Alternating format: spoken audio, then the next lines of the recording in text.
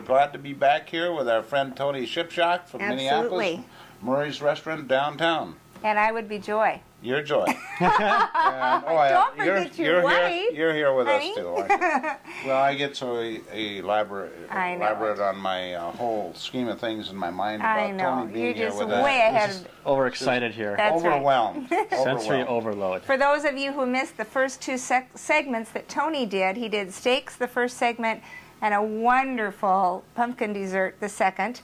And now he's going to do our molten lava chocolate cake. And this is the recipe that I asked for when we were down at Murray's in Minneapolis, and that's what prompted us to get involved in this situation. Here. Get Tony to come up here. So I have to make it.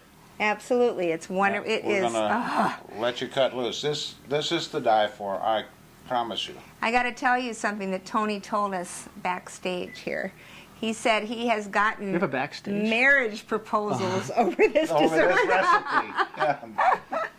And that's pretty cool. But I'm still single, so I haven't taken anyone up on that. So, but well, with that, I think we're going to get started. Tony. Absolutely, let's do it. We're going to kick Norm out of here. We always kick Norm out of the kitchen. Yeah, absolutely. Okay, Here we go. Well, first thing, since it is a chocolate cake, we are going to use chocolate and butter, and I'm going to grab it real quick because we already did this for sake of time. Alrighty.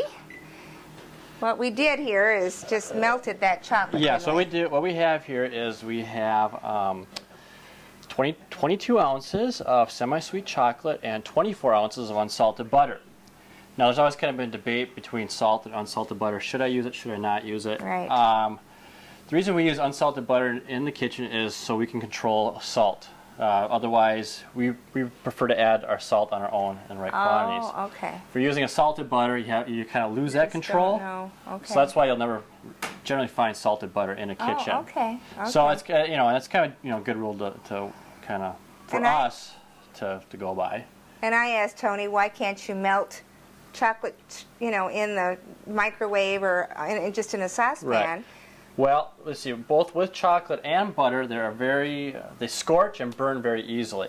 And so what we have here is we have the double boiler, and basically it's just a pan of steaming water that we set. So it's basically indirect heat that melts it. So you can't burn it. Because basically chocolate and butter, they melt at about 110, 115 degrees. So we really don't need the high heat from from a stove. Just a little bit of a simmer is all we really need. Now we're using semi-sweet chocolate.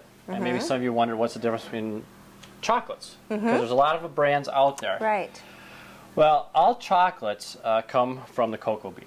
So no matter what chocolate you have, it all comes from the exact same thing. It's a cocoa bean. And what they do is they roast and dry these actual beans. And in that process, you get two byproducts. One is called cocoa butter.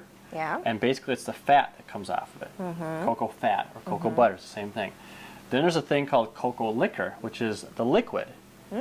And that is like a paste, like a chocolate paste. Oh, okay. And so basically when you type like unsweetened or bitter chocolate, it's just a combination of the cocoa liquor and then the cocoa butter. Okay. Now when we get it to semi-sweet chocolate like this, they start adding a little bit of sugar. Oh, okay. And a little bit more emulsifiers to kind of bring it together, so you have a little bit of sweetness to it. Then we start getting the milk chocolate. Then you start adding milk solids. Okay. More of the cocoa butter, more of the fat. That's why you get that coating mouthfeel. Yep. And then that's why it's lighter, because you're adding the milk solids to it, things like that. And then a misnomer if you're a pure chocolate connoisseur, white chocolate really is not a chocolate. It's not. What does it come from? It comes from the same place, but it's just what it is. It's the cocoa butter or the fat. Yeah. It's just that, plus they take milk solids, lectin, which is an emulsifier, and some additives and some sweeteners, and then that's all you have. Okay. So that's why when, even more so with milk chocolate and white chocolate, they're really temperature sensitive because of the amount of fat that's in there. Okay. So you want to be careful with that. But with us, today we're using a semi-sweet, which works really well for this dessert. We use Calbo chocolate, which is a really high-quality chocolate. Might be hard for some people to find. Calbo. Calabo. Calabo. Calabo. It's Belgian. Oh, okay. Is what it is. So, but you know, a good substitute. I mean, you can use like Ghirardelli chocolate. I think you'll find that, and also Baker's chocolate. Okay. The Baker's brand that actually works fairly well. So if you just get the semi-sweet, and I think you'll find that it works pretty good. All right. So what we have here, like I said, we have the 22 ounces of chocolate that we melted and the 24 ounces of butter. So what we're going to do is we're going to, if I can switch places with you. You sure can. I'm going to use a mixer here. So we're just going to, before we put it in there though, we're going to cream our sugar and eggs. So what we have first is we have 15 eggs and 15 egg yolks. So, so we separate 15 eggs, take the yolks, and then take 15 whole eggs and put it in there. Oh, really? Yep. Oh, okay. So 15 whole eggs and 15 egg yolks. Yep. Wow. Yep. Okay. So that's what's going in here. All right.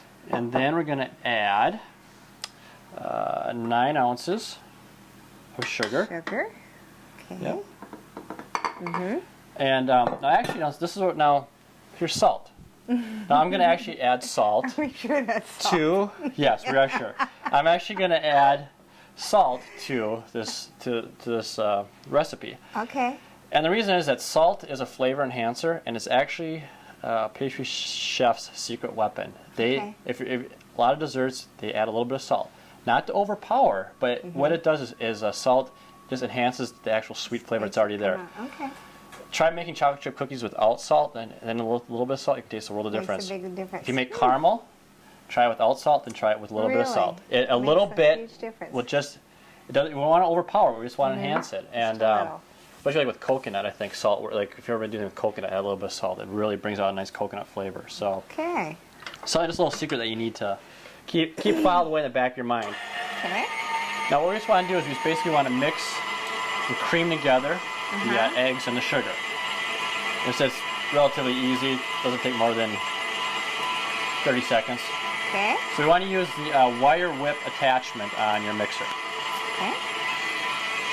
So that looks pretty good right there. Then what we're going to do is we're going to take our lovely butter and chocolate mixture here. Almost could take a bath and this stuff looks so good. You know, actually, it's funny. People don't know that out in Hershey, Pennsylvania, at the Hershey factory, you can actually take a bath in chocolate. Serious? Seriously. Oh my gosh. Seriously, I have friends who want to go out and do that. And how much do you drink before you do that? I don't know, but you can actually do. I don't know. I think it costs. I think it costs like a couple $100. Really? Yeah. And they really allow that, huh? Yeah. Wow. Huh. So now we just want to mix that all together, and you could pour that in while the mixture is going. Just kind of low speed, just kind of so it incorporates better. Yep. But I don't want to talk about the mixture. You can do it this way. It doesn't really. Sure. Doesn't really matter. Huh? No. Okay. So then we got that on. Just till it mixes, huh? Just till it mixes. It's a pretty easy. Then we have 8 ounces of flour, just all-purpose flour. Just regular all-purpose. All-purpose flour. We just add that in there. So it's basically a add and mix type recipe. Let me get all this flour in here. Pretty straightforward, but like I said, really. I might mention that on New Year's Eve you're having a dessert extravaganza. Is that right? Well, we typically do a special special menu for New Year's. And so we do special desserts for that menu, just for New Year's Eve. So I suppose everybody has to have reservations to be at that one. Yeah, and actually, that's probably our busiest night, and we have actually 3 seatings that night. Wow. One at 5, one at 7:30, one at 9:30, or at 10 o'clock. So call Marie's right away. Yeah, it's a great place. We have a jazz band that comes in. So yeah, it's actually a lot of fun. Awesome. Okay, so basically, that's it. You just mix it up like that. And that's it. Now, it's kind of like, I don't know. I would say like a like a thick batter is what it's like. Okay. Now you can't use it. The only thing about this is that you need to let this sit in a cooler. Okay. Overnight. Okay. Because you'll see why in a second. But so you know, if you want to do this dessert, you probably want to do it like a day ahead of time.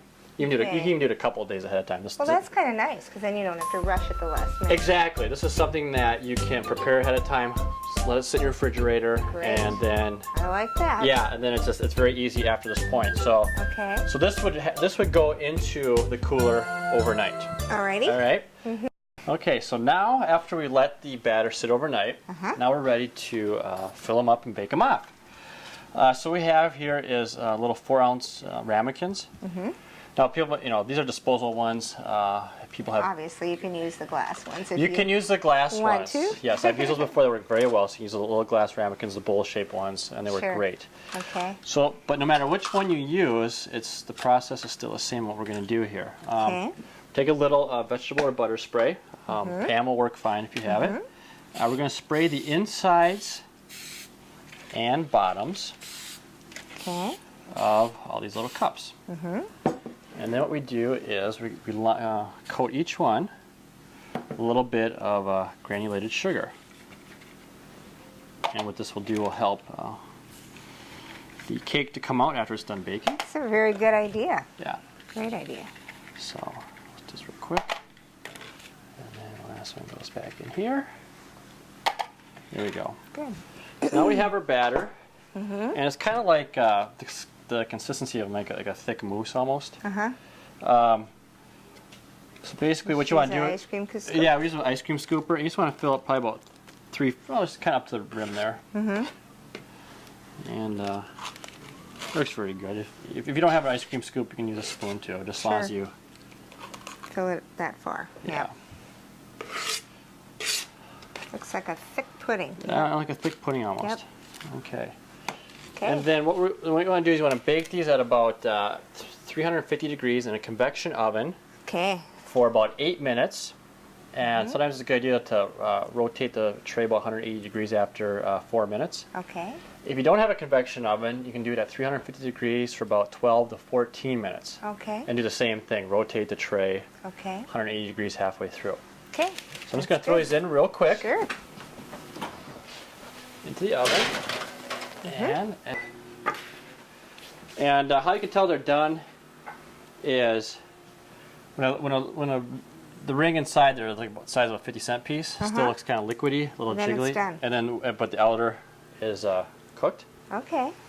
So basically it's just very simple to unmold. Just flip it over and then tap it. They're cute. There you go. And then what we do so here cute. is we serve it with a burnt sugar ice cream that we make in-house at Murray's. And what we do is we just put a little scoop over the top. And basically that is about Yum. it. And It's wonderful. you don't need much. Like I said, the simplicity of it makes it so good. So it's really good. So I think you guys should want to try a little bit of it. I guess I so. think so. Grab a spoon there, Norm. 2 spoons. Yeah, this is just such a good dessert. We were both just amazed at how delicious it was. And it's so, you know, like you said, a very simple but... Fairly easy, and like I said, it can be done ahead of time. How And many marriage proposals have you got over this few. dessert? Now, the reason it's called a molten lava cake is you see as they cut into it, It gets liquidy. the center oozes out, and it just makes it a gooey mess. And half the fun is just eating it. So Oh, It is so good. that's It wonderful. is and just... like I said, this is a regular this one feature is on our just- dessert Oh, menu. you have to try this. It's absolutely superb. Tony, how can we thank you for coming? We just really appreciate it. Not a problem. Not a problem.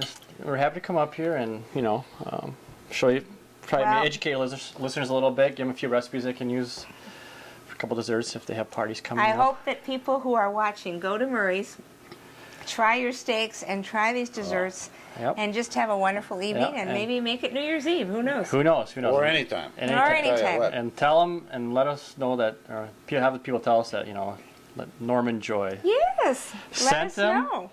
And we'll Let take them care of know. them. There you go. Wonderful. Can't ask for better than Well, that. we want to thank you, Tony, very much for coming up. This is pretty special. Great.